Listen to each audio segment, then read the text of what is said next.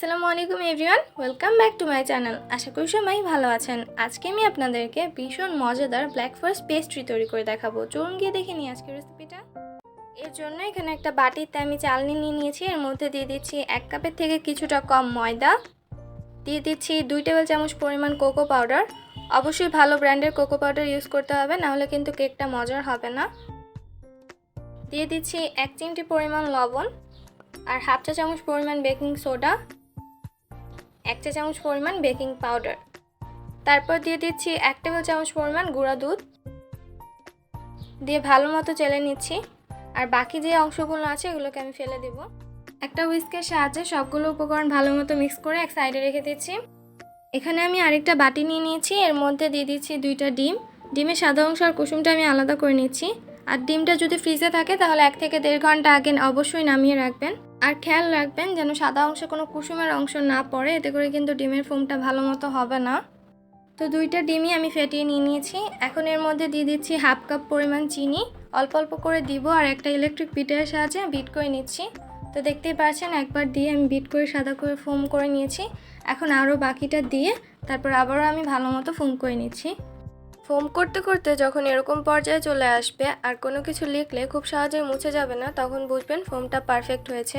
এখন এর মধ্যে দিয়ে দিচ্ছি 1/4 চা চামচের মতো চকলেট এসেন্স দিয়ে তারপর আমি কয়েক সেকেন্ডের জন্য বিট করে নিচ্ছি। জাস্ট কয়েক সেকেন্ড বিট করতে হবে, চাইতে বেশি বিট করলে কিন্তু ডিমের ফোমটা নষ্ট হয়ে যাবে।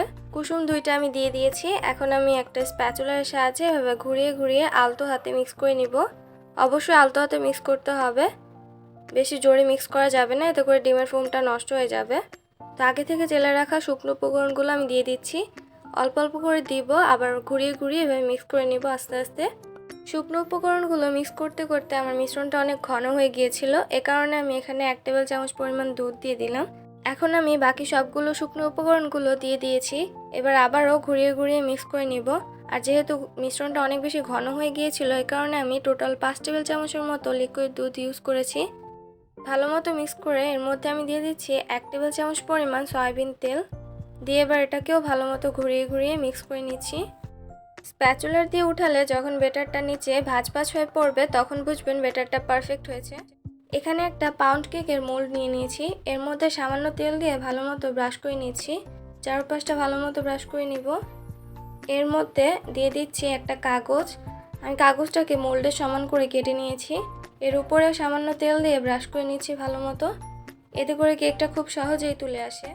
এখন সম্পূর্ণ কেকের ব্যাটারটা আমি ঢেলে দিচ্ছি এর মধ্যে।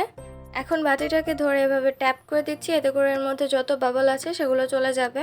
একটা হাঁড়িতে আমি স্ট্যান্ড বসিয়ে কেকের মোল্ডটা বসিয়ে দিয়েছি।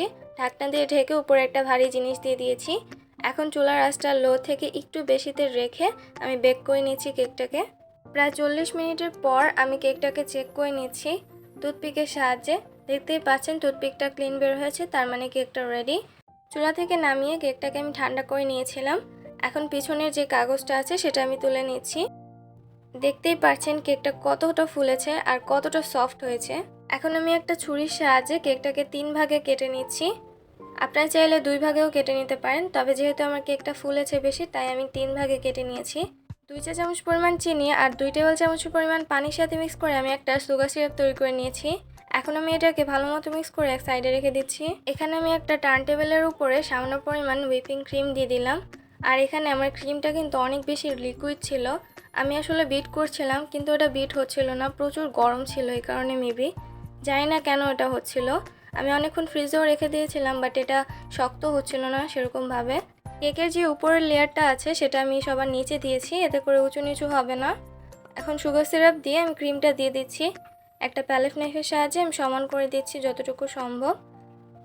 আর এখানে ক্রিমের টেস্টটা কিন্তু একদম পারফেক্ট ছিল, এ কারণে কেকটার মজাও হয়েছিল অনেক বেশি। এখন আরেক লেয়ার দিয়ে তারপরে আমি আবারও সুগার সিরাপ দিয়ে ক্রিম দিয়ে দিচ্ছি। এভাবে আমি 3টা লেয়ার কমপ্লিট করে নিলাম। এবার চারপাশে আমি একটু সমান করে দিচ্ছি।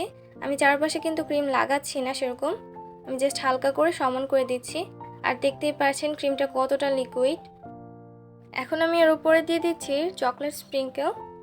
যেহেতু এটা ব্ল্যাক ফরেস্ট কেক তাই আমি এর উপরে চেরি দিয়ে দিচ্ছি। এতে দেখতে অনেক সুন্দর লাগবে আর খেতেও ভালো লাগবে। আমি মাঝখান থেকে 2 পিস কেটে নিয়ে নিয়েছি। তো আশা করি আপনাদের কাছে আমার আজকের এই ব্ল্যাক ফরেস্ট পেস্ট্রি রেসিপিটা ভালো লেগেছে। ভালো লেগে থাকলে লাইক, কমেন্ট, শেয়ার, সাবস্ক্রাইব করুন, পাশেই থাকবেন। Thank you so much for watching. আল্লাহ হাফেজ।